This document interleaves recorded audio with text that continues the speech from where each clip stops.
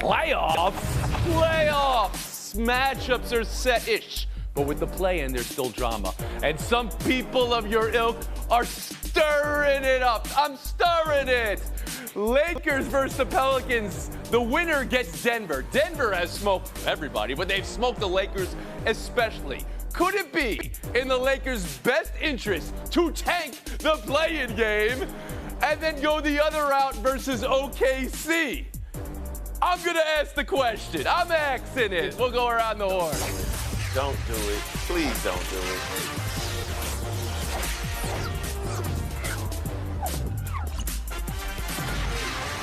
We'll get to that in a second. We're going to start with Scottie Scheffler taking over golf and making the Masters his playground. The domination at Augusta this weekend has matched the domination over the last 2 years. It's sneaky domination. He's been #1 in the world for more weeks than he hasn't over the last 2 years. Best start to a season in decades. Adjacent question I'll ask, how much of that is his breakthrough? How much of that is the talent split in the tours? But also, in the post-Tiger world, we've seen bubble-ups from McIlroy, Spieth, Koepka, Rahm. How does one view Scottie Scheffler after winning his second Masters? Around the horn to Tim Kalishaw. Tony, it was less than a decade ago. We were watching a Dallas kid by way of University of Texas named Jordan Spieth win Masters and look like he'd win more. And now we watch a Dallas kid by way of UT named Scottie Scheffler win his second. And there are going to be more because you look at how he's playing this year. His last 6 tournaments, he's won 3. He's been in the top 3 of 5. He is above the field on the PGA Tour week after week. And you can say, yeah, this is a full field. But these live golfers, does that look like the same Jon Rahm to you? Koepka didn't have a single round where he shot even par. Dustin Johnson, who set the Masters record, didn't come close to making the cut. So let's not talk about those guys being the same golfers they used to be. Scheffler owns the PGA Tour right now, and that means he's going to be dominant, and he's going to win at least one more major this year. That's a Kalishaw guarantee, Kevin Clark. That is. You were watching this very closely as well. How do you view Scottie Scheffler now? Yeah, well, according to Data Golf, 2024 Scottie Scheffler is the second best golfer of the past 30 years, behind only 2000 Tiger Woods, the literal epitome of prime Tiger Woods. Tony, dominant athletes don't create drama, they destroy dreams. That's what Scottie Scheffler does. He is consistent on every single shot. When he putts even average, he wins the tournament. He's been an above-average putter 12 times in the last 25 events. He's won 5 of those and is basically top 5 in every other category and in every other tournament. For me, he's golf Jokic, where there's not a lot of emotion behind it. But if you need emotion behind the brilliance, you don't actually like the sport. This is golf at its finest. You have to learn to love this thing. Wow, heat from Kevin Clark. And forgive me, because this is not my first rodeo. I've heard this before with McIlroy, with Spieth, with Koepka, even with Rahm over the last couple of years, that this is now far and away the best player in the world, Justin Tinsley. How do you hear and review Scottie Scheffler's weekend? Yeah, we'll see how the future pans out. But as of right now, he is the best golfer in the world. That's subjective, not subjective. And I look at this 2 ways. The run is phenomenal. He's the 5th ever with multiple Masters by 3 strokes or more.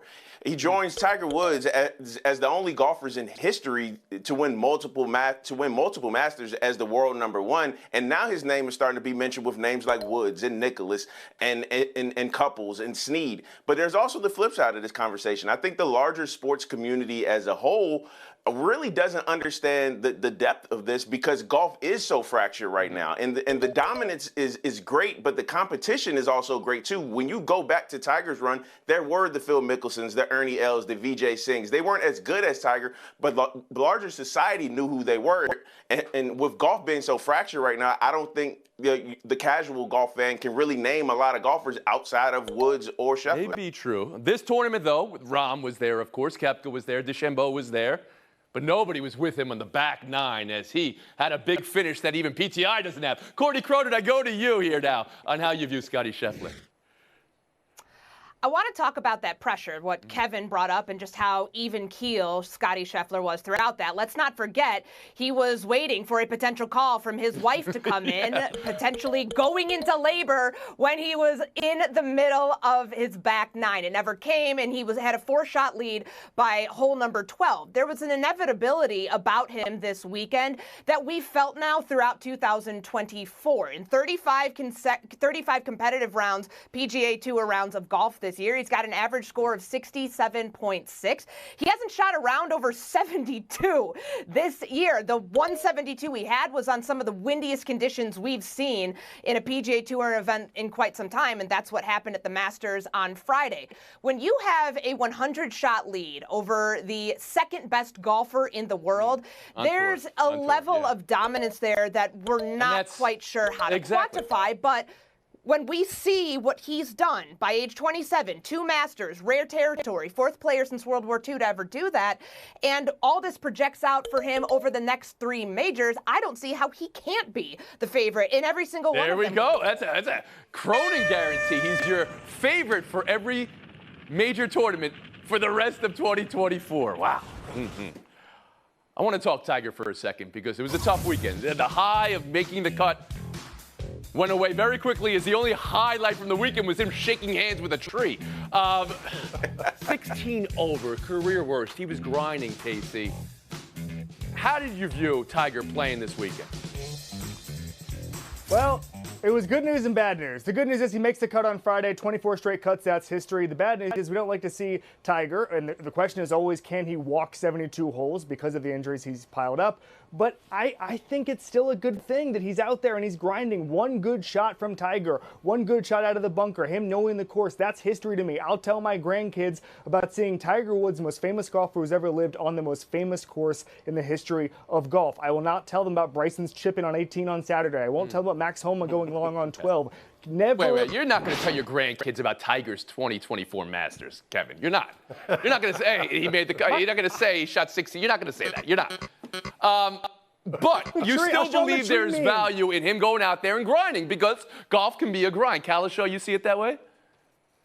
Yeah, I'm not telling my grandkids about any of the Masters. But, Friday it was great. He beats Spieth and Justin Thomas, his buddy, and Dustin Johnson, and all those people who missed the cut by a mile. But he had to play for about 8 hours because the pace was so slow, and he had to finish round 1 before he took a very short break and played round 2, and he had nothing left for the weekend. I think he can play better than that as far as shooting an 82. I know who's going to be telling their grandkids. It's when you're the low amateur and you're out there playing with him over the weekend. And you're getting, handed pieces of. That's what you're going to tell your grandkids, but not your grandkids, Kevin Clark. No.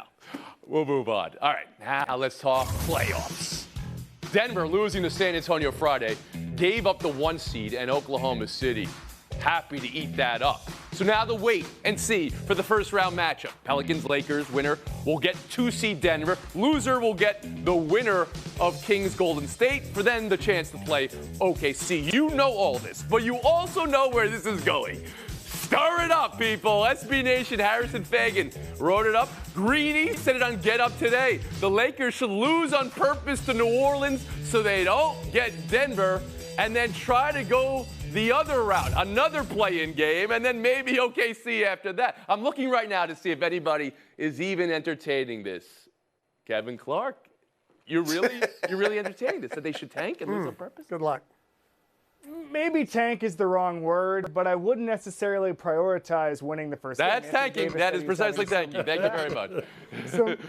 some back tightness. Maybe we sit Anthony Davis, arrest him, take it easy a little bit. Here's my case. First of all, the Lakers are barely good enough to be having this conversation. I do not think they can make much noise over the next couple of weeks. However, if there is any pathway to the second round, it's to Oklahoma City and not Denver. Reason being, Oklahoma City is the youngest 1 seed in the history of basketball, replacing the 2005 Suns. Who do they lose to? A Spurs team that was full of old guys, veterans, crafty old tricks, kind of a similar profile a little bit to the Lakers. So to me, I would avoid Denver at all costs. We know how that series goes. I really don't think this is much of a question. They'll probably lose to both. But if there's any sort of maximize, all analytics is trying to improve your odds, I'd try to figure out Oklahoma City's path. There it is. Justin Tinsley, did Kevin convince you that maybe the Lakers would be better off losing on purpose to New Orleans?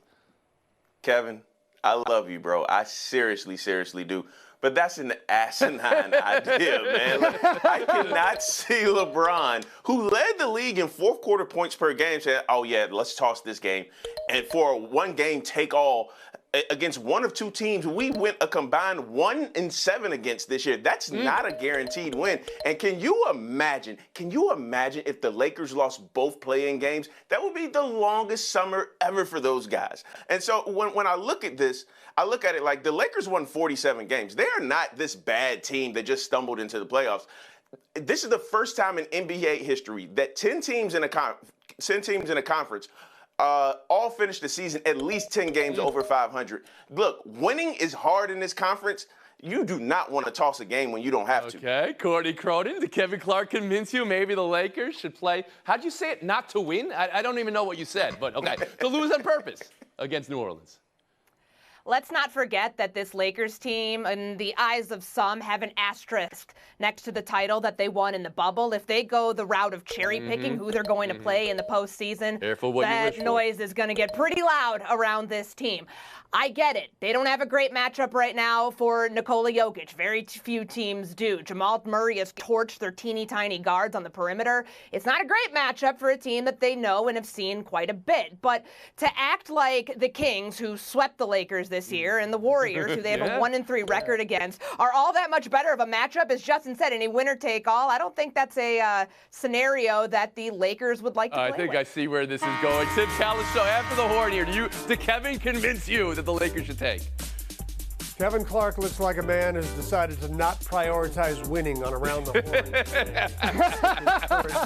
All right. What the Lakers should be doing. That's about That's all you wanted to say. Maybe you could tell your grandkids about the time you gave away 20 points out of Around the Horn. All right, let's take a break here. I'm tanking. Buy or sell. I'm tanking.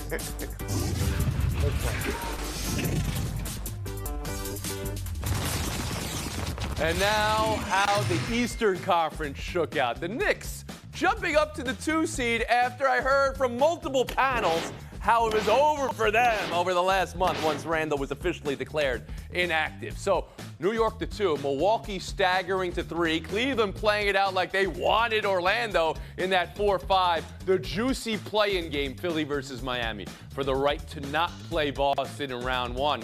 Tim, what you buy, what you sell here? I'm buying upsets in the East. If Philly gets a 7 seed with Embiid back, I think they could surprise the Knicks. I definitely think Indiana can beat Milwaukee as long as Giannis is struggling with that calf, and it's not a huge upset. But Orlando, we haven't seen them in the second round in a while.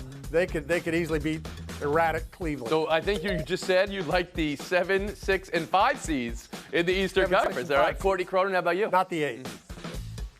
I'm buying that the Knicks, I didn't say that they were done, so I want my points back on that, but I'm buying that their ceiling is the Eastern Conference Final, but they have a very hard road to get there with that 76ers, the winner of the 76ers Heat play-in game. When you take a look at how the Heat have looked, how the 76ers have looked when Joel Embiid's been back, they won a stretch of 8 straight games. Yeah, he was out yesterday because of some knee soreness from getting injured on Friday night, but they're a different team when he's playing, when he's healthy. And of course, we know that nobody wants to face the Heat in the playoffs unless you're a masochist and are just ready to see your team lose in a 7 Well, somebody's going to have to face them if they, the 1 or the 2 seed if they were to win one of their 2 play-in games.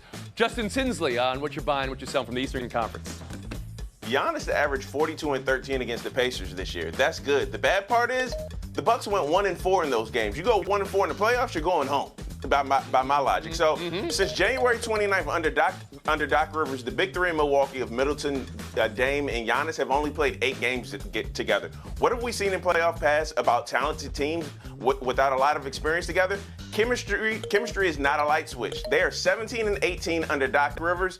And look, I ain't no gossiping hen like Kim Wayans used to sound in Living Colors, but it could be potential scary hours in Milwaukee real soon. Go all the way then. You're taking Indiana over Milwaukee. Go all the way, Tinsley. Come on now. What are we doing here? Why not? Indiana over Milwaukee, round 1. And now Kevin Clark on what you're buying from the conference. First of all, Magic in 6, but that's not what I want to talk about. I want to buy the New York Knicks as a legitimate threat to the Boston Celtics. I didn't think one existed in the East even 3 weeks ago. But here's a couple things to know. Number one, when Anunoby and Jalen Brunson are on the court together, they are 19-2. Jalen Brunson has put the entire franchise on his back. Past 11 games, 36 points per game, over 60% true shooting. This is special. It is really hard to change the culture of the New York Knicks. Jalen Brunson has done it. We should witness this and realize that this is special and it could extend into the finals. The Eastern Conference Finals or the NBA Finals? I mean, you're going the full boat here. Okay. I mean, my points are already gone. I might as well just say Why not? They're a legitimate threat to the real deal finals, not the East. Buy or sell, too. I want to talk about the crowd at Rupp Arena for the intro press conference / pep rally for new coach Mark Pope. Check out the bus. The entire 96 team getting off the bus and Pope carrying their trophy from that championship. The decision to hire Mark Pope from BYU was, well, let's call it whelming to some. So does this prove Kentucky got it right, Courtney Cronin?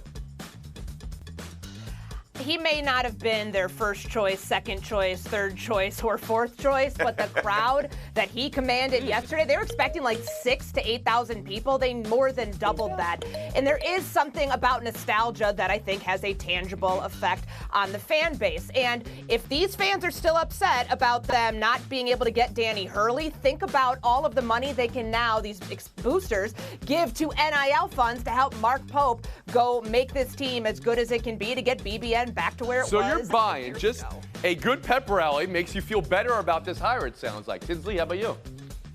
Yeah, I got to buy it, too. The first people in the line came from Tennessee. They slept in their car and waited in line for 7 hours for a coaching pep rally. Look, they've changed the energy there, and I got to give them that. Now Pope, all he has to do is just buy in and deliver on this trust and excitement. So that's two now. Buying a pep rally. Okay. I don't know. Kevin Clark, how about you?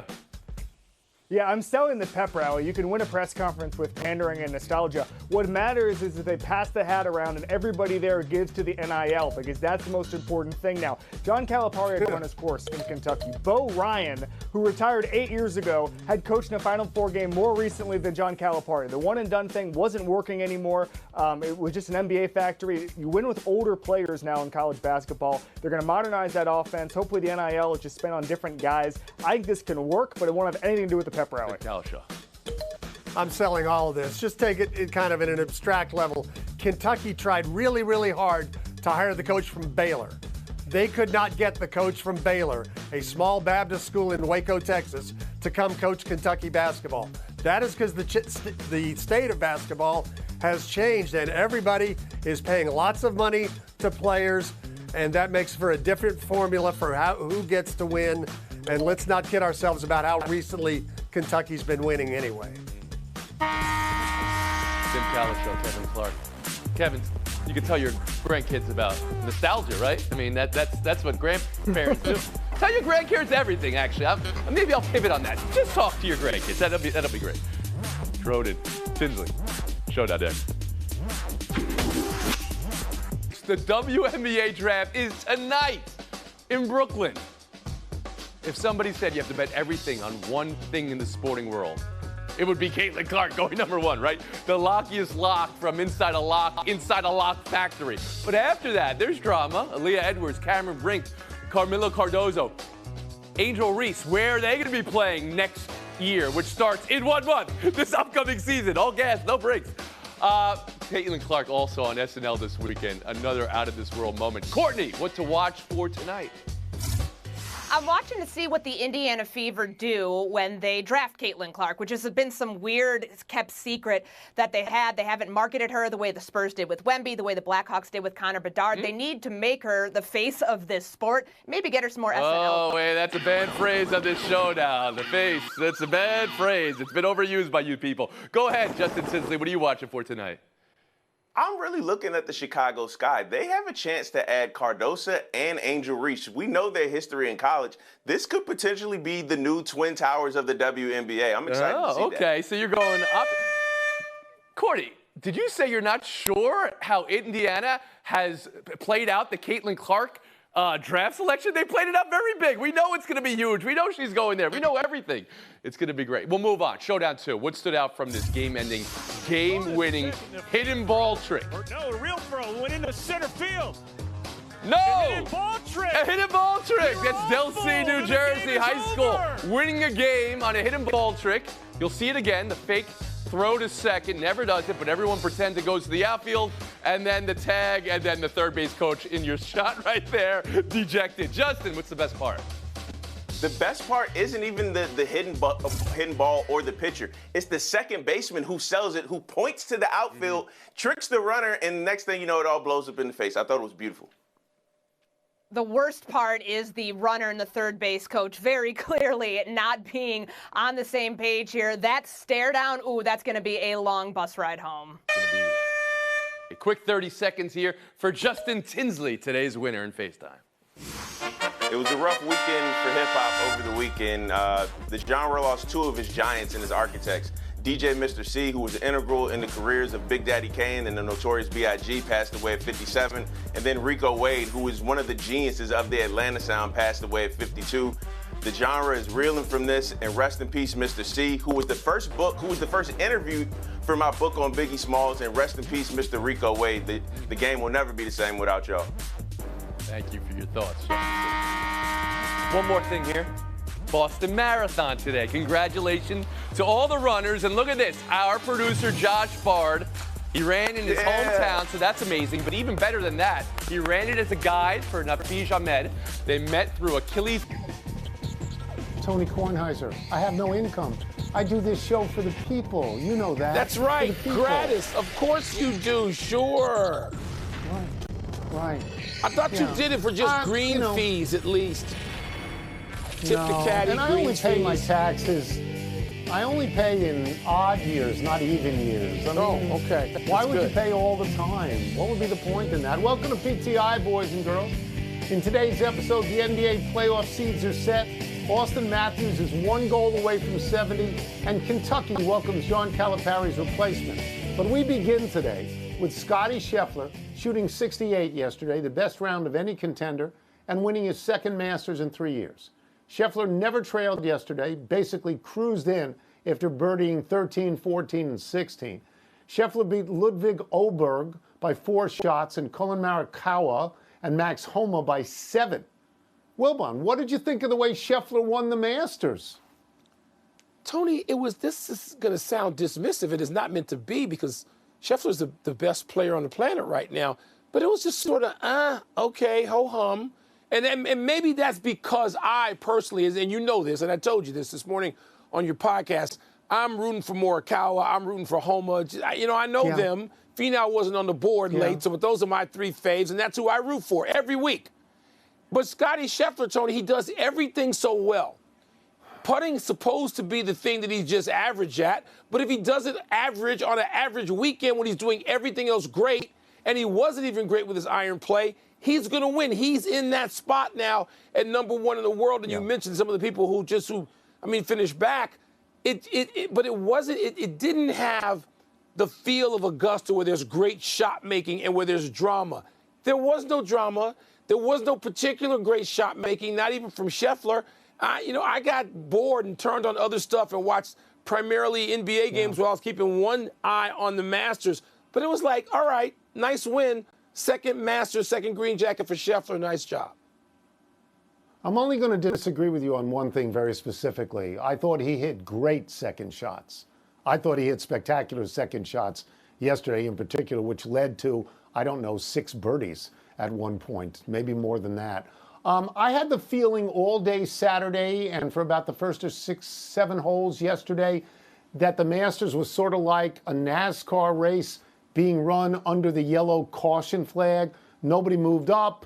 Nobody moved down. At one point yesterday, I think I'm right about this, 4 guys were tied for the lead, I think at minus 6 7. under, And then, and I'm pretty sure it was between number 8 and number 12, the only 3 people who could have pressured Scheffler, and that's Morikawa and Homa, and you love both of them, and Oberg, they each had at least 1 double bogey. So then Scheffler is standing there alone. It's over. And then they put the green flag down, And then Scheffler, takes off. He birdies, 13, 14, and 16 at that point. And he puts the pedal down, and I thought it was sort of masterful the way he did it. Mike, I don't know how great he is or how great he's going to be. It may be that he's on a hot streak the way that McIlroy was for a few years or Spieth was for a few years. But the way he plays now, second shots is what I'm talking about. He can be a good putter, not a great putter, because he's getting that close. Yeah. I only see one guy, Mike, who can really challenge him right now, and that is Rahm. Now, I want to bring this other point up, that yesterday he announced that he and his wife were expecting a first child momentarily, and he said publicly, that's going to change my priorities. So maybe this will all be different. Maybe. Golf, he's better than everybody. He's better. Maybe. I mean, Tony, and he is notably a devoutly religious guy, and maybe it will change him. And look, having a child changes all of us, right? Huh? Even some weekend hackers, I won't mention any names, go from a 10 handicap to, 20 plus when they're just driving their kid around the basketball games. Oh, wait, I don't want to make it personal. Beyond Scheffler, don't make it we had several intriguing results, really intriguing. Tiger made the cut but fell apart over the weekend, Saturday specifically, finishing last among those who made the weekend rounds. Rahm finished 20 back, along with your boy Brooks Koepka and 58-year-old two-time champ Jose Maria Olazabal. Rory was 15 off, and the aforementioned Oberg finished second in his majors debut. Tony, your favorite secondary storyline was what? Okay, so I'm going to leave Tiger to you because you talked about Tiger today, this morning on my podcast, and it was totally eloquent the way you described the impact he's had on your life. I'm going to concentrate on some people who we think are great players, great players. And they, in a phrase I like to use, flushed the mouse in the last couple of days, right? And it's not like they're not familiar with Augusta, because they are. So let's go from the top. Dustin Johnson, multiple major winner, does not make the cut. Jordan Spieth, multiple major winner, does not make the cut. Justin Thomas, multiple major winner, doesn't make the cut. Wyndham Clark, defending U.S. Open, doesn't make the cut. Brian Harman, defending British Open winner, doesn't make the cut. Jon Rahm, defending Masters winner, multiple major winner, does nothing, +9. Brooks Koepka, defending PGA champion, 5-time major winner, does nothing, +9. Rory McIlroy, 4 times a major winner, +4, nothing. I don't know if there's enough information to make a diagnosis here. But what if these guys aren't great in the next year? Then who's going to beat Scottie Scheffler? Who exactly? Somebody that we don't even know about yet, Tony, but who's not going to beat him is Tiger Woods. And I think for me this weekend, I gave up the Tiger watch. I let go of the rope. And this is important for me. It's kind of emotional because Tiger Woods didn't just change what I do professionally. He changed my life. And I mean in a very specific way. I became golf obsessed. Golf wasn't on the menu for me and people who looked like me, mostly on the south side of Chicago or a lot of places. And I'm thinking about the guys on my text group, and you know all of them. They are black men mostly, in their 60s now we are. And Tiger Woods made us obsessively follow, play, pursue, change our lives as it regarded golf. It changed where we lived. It changed our vacations. It changes our friends. It changes our sporting passions. And for me, this is like the end of Ali. And when Ali fought Trevor Burbick and you got to go, okay, I got to let this go now. When Jordan put the Wizards uniform on, I said, okay, I got to let this go now. I do mean, I'm talking about that level. It's okay. Tiger gave us everything for a long time. I wish he had better judgment in certain parts because I think he could have won 5 more majors. But nonetheless, Tiger Woods changed the way a lot of us view sports entirely. I'm one of them, I know. And so this weekend, Tom, when he was blowing up and I watched it all, I just said, okay, that's it. I'm done now. Tiger gave us everything, and it's time to move on. And I hope that nobody's going to be Tiger. No one in my lifetime is going to be Tiger. It's like no one in my lifetime, sorry, LeBron, is going to be Jordan. No one in my lifetime, sorry, Mike Tyson, is going to be Ali. No one. That's it. Right. And so, that sort of moved me. I get it. I totally get it. We move now to the NBA, where the playoffs are set after a hectic day yesterday where all 30 teams played and 15 of the 20 seedings were decided. Oklahoma City is number 1 in the West, narrowly over Denver and Minnesota. Philadelphia did not get out of the play-in in the East, and Milwaukee continued its woeful skid. Wilbon, which team's storyline are you most focused on? Tony, I don't even know that I can narrow this down, because you and I talked about this a little bit this morning, and I was thinking about it driving in here, and there's so many. Like, I'm really intrigued by Minnesota. Like, has Minnesota had enough heartbreak? And I love Anthony Edwards, as you know, but have they had enough heartbreak to make a long run in the NBA playoffs? Wait a minute, they get Phoenix in the first round. The Suns just seemed to check into the season in the last week or two, and now they seem to have some bite, but they play each other. Oklahoma City, which had just a wonderful regular season, Tony, I don't believe any teams just pop up anymore without heartbreak. I mean, serious, crushing heartbreak. And they could be beaten, eliminated by Golden State in the first round as the 1 seed, by the Lakers in the first round, even though they're the 1 seed. So there's so many out there, and Oklahoma City and Minnesota, I'm sort of fixated on them because they're the future of the NBA. Yeah. They're not going to get heartbreak forever. They're going to beat some people maybe this year. But even with all the vets out there and LeBron and Steph and all that stuff I want to see, I'm wondering about some people like Oklahoma and Minnesota, the future of basketball. Yeah, I mean, you know me a long time, and you know I'm a creature of habit, and you've heard me say many times I'm a show monkey on this television show, so here I go. You can't possibly expect me to have talked every day for 6 months about the Lakers and the Warriors and not be fixated on them now that the play-in is going to happen, you know, in hours. And I will admit to you, I was thrilled that they don't play each other in the first game, because that means there is the possibility that both could get into the main draw. Yes. And yes. One will not automatically be eliminated. And if you're going to ask me to watch the playoffs, then at least let me watch LeBron and Steph Curry, because they are my favorite players, along with everybody else in America who's been around for a while, and watch them play. I am interested as well, very much so actually, in Philadelphia and Miami in a play-in game. Yes. Because it's hard for me to imagine, Mike, that Jimmy Butler, who I have watched play so great in the playoffs for years, not just once, for years in the playoffs, that he would be out, you know, before the main draw. I mean, I say all. Did you get yours in? Tony Kornheiser, I have no income. I do this show for the people. You know that. That's right. Gratis. Oh, sound irritated, exactly. And how long will the honeymoon last for Kentucky's new head coach? Not long. Was it Jerry Glanville? NFL stands for not for long? Not for long. Yeah. That's By one of the the way, great lines ever by a coach into a PGA microphone. Tour had a better week than the Saudi Tour. PGA Tour had a better week. They did. Yeah, nobody. Hello.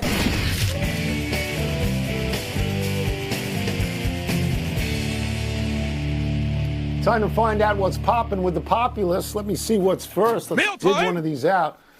Do you understand why Maple Leafs coach Sheldon Keefe seems irritated by Austin Matthews' drive for 70 goals? Tony, I do, because he has a goal in that game fairly early in that game as he's pursuing the record to get to 69 and 7. And they lose the game, Tony, and he calls it a major distraction. That's the phrase. And I don't want to be a killjoy, but I'm going to agree with him, and here's why. Toronto is now the Boston Red Sox of the NHL. They're the Cubs. It's time to win. And they get close. They can't get distracted. It's like the Cubs with Sammy Sosa. You know, something like that anyway, that the personal record is one thing, and if you spend any time in Toronto, and I have over the past 10 years, and you see how much the fans wanted to the point where they made a left turn. They start following the basketball team, the Raptors, and said, enough, we are too heartbroken. I understand why a major distraction for that franchise is not what you want. I get that. I get exactly what he's talking about. He has the worldview of a coach. He has prioritized a team goal over an individual goal. I understand that. I have the worldview of a sports writer. My view is different. I want to see 70. Only 8 guys in the history of the NHL have gone 70 or more. Okay, the last time it happened was 1993. That's 31 years ago. If Austin Matthews were to get 70, he'd be an immortal in the league. I get it with the coach. I don't agree with you only because I wanted to see the 70 because I'm a sports writer. That's simple as that. He got 2 games left. I hope he gets it, Tony, but I want to see Toronto win. I do. How long should Mark Pope count on the support of Kentucky fans? Until he loses 1 game. 1 game. Is Mark Pope coming out to more than 10,000 fans? Mark Pope was part of, he's showing that jersey off. He was part of that 96 team with Rick Pitino. He was part of the team, Tony, to help restore Kentucky basketball after the death penalty. But he doesn't get long. I don't care who you are. You don't get long there. They'll celebrate you 1 minute, and they will just take you out the next. There's no fan base. I don't care what social media they go to or who they flood with calls. There's no fan base more delusional and arrogant than Kentucky basketball. Nobody. And, Tony, I understand how they got there because they got a product that's great. Other than UCLA, it's right up there with Duke and Kansas and whatever Blue Bloods. But you know what? It's over for that. And Mark Pope is going to find out how those fans will turn on him, too. I think it's great that he's a Kentucky grad. I think it's great he's part of a championship there. I think the era of good feeling there will last 2 years if he doesn't make the NCAAs. 2 years? I would say to you, that Kenny Payne has a similar resume. He's out at Louisville. You talk about delusional fan bases. You always said the more delusional fan base was Nebraska football. Scott Frost, he's got a similar resume. He's out. They were so happy to get Scott Frost. He was on a national championship team. Then I think he was 16-31, and they said, get out as quickly as you can. The Clyde Drexler at Houston, Patrick Ewing at Georgetown, Juwan Howard at Michigan. You got to win. It's hard. It doesn't matter what you did there. You got to win. Enough emails. Kentucky's worse. Maybe. They'll get rid of him Let's after take 2 one weeks. last They ain't break. give it in 2 years. Still to come, Wilbon's Arizona Coyotes appear ready to bolt town. What's up? I want them out tomorrow. Intentionally missing a free throw so fans can get free chicken. Fair or foul? See what we did there? Tony, it's very local. Very local for me with the Coyotes. I'll explain.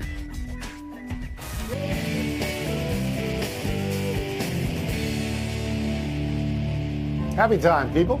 Happy 68th birthday, Michael Cooper. Cooper was just elected to the Hall of Fame. Larry Bird once said Cooper was the best defensive player he ever faced. And the Lakers and Celtics faced each other about 10,000 times. Cooper was named to the NBA's all-defensive team 8 times, 5 times on the first team. Cooper has 5 championship rings from his days with the Lakers. Cooper has a varied and extensive coaching career. He won 2 WNBA championships with the Los Angeles Sparks. He won a D-League championship in 2006 with the Albuquerque Thunderbirds. He's coached high school at Culver City, coached in the NBA as an assistant and interim head coach for 14 games with the Denver Nuggets, and he's now assisting at Cal State Los Angeles. Tony, maybe somebody in the NBA should have given Michael Cooper a longer look. I mean, you got that resume out there. You know how he played on great teams. It was a great role player and understood his role always on great teams. Why not a longer look as a head coach? I don't know. Maybe it's not even too late for that. Happy anniversary, Chad Pennington. On this day, 24 years ago, the Marshall quarterback was the first quarterback taken in the draft at number 18 by the New York Jets. Following Pennington were these quarterback selections: Giovanni Carmazzi, Chris Redman, T. Martin, Mark Bulger, and Spurgeon Wynn. None of them, including Pennington, did very much. Bulger, who was picked 168th, was the only one making it to a Pro Bowl, which he did twice. Of course, the 7th quarterback drafted that year, the 199th pick, made 15 Pro Bowls. He won 7 Super Bowls, 3 MVPs, and 5 Super Bowl MVPs. Goes by the name of Brady. Perhaps you've heard of him. Tony, 77 years ago today, Jackie Robinson made his debut in Major League Baseball, changing sport, and changing America. I just worry that there are fewer and fewer people who are with us, who are around to remember it firsthand. Worry about that, but it's 77 years ago today. Happy trails to Arizona for the Coyotes. The Arizona Coyotes have told their players they're leaving Phoenix and heading to Salt Lake City, where they will be owned by the same people who own the Utah Jazz. The sale and move of this team comes after years of struggles to find a suitable arena. The Coyotes now play in a 5,000-seat rink on the Arizona State campus. So the Coyotes will move to a cold weather city, and the possibility of a new arena if Salt Lake City lands the 2034 Winter Olympics. Next up will be a new name. Suggestions include Golden Eagles, Blizzard, Yeti, and Hive, Swarm, and Stingers, homages to Utah being called the Beehive State. Well, then what happened with your Coyotes?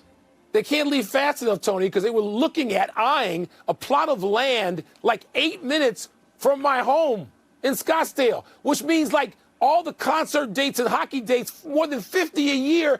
You got 20,000 people in cars and traffic in the neighborhood. Sorry, I love hockey. I don't love it that much to have it that close to my house. Tony, we also want to note the passing of former Major League pitcher Kenny Holtzman, who died today at the age of 78. Holtzman played most notably for the A's, where he won 3 World Series, and the Cubbies, my Cubbies, where he threw 2 no-nos and one of my favorites as a kid. All right, let's go to the big finish if we can. In 2 starts for the Giants, Blake Snell is 0-2 with a 12.86 ERA. Cause for concern? I'm sure the club does. I can't have concern for any baseball, anything in April. Sorry. Braves ace Spencer Strider had internal brace surgery in his pitching elbow, out for the season. You're disappointed, aren't you? Of course you're disappointed. He's out for the entire season. Come on. The Mets retired Dwight Gooden's number 16. Your reaction? It took too long. I know there were issues off the field. It took too long. Dwight Gooden. Boban appeared to, I'm sure he intentionally missed a free throw, so Clippers fans can win free chicken. You okay with that? Yeah, free chicken is good. Send me a big box of free chicken. I'll be happy. Last one, WNBA draft is tonight. Are you intrigued? Of course. Caitlin Clark scored once. I'm not intrigued with that. I'm intrigued with who is going to be drafted by the team in Chicago, 184 miles northwest of Indianapolis. Who's going to be chosen by the Sky? That's what I'm intrigued about. We're out of time. We'll try and do better the next time. I'm Tony Kornheiser. Get the 3rd pick, Tony. Maybe Cardoso. I'm Mike Wilbon. Same time tomorrow, Knuckleheads. You can get the podcast on the app or Apple Podcasts. And now, here's Sports Center.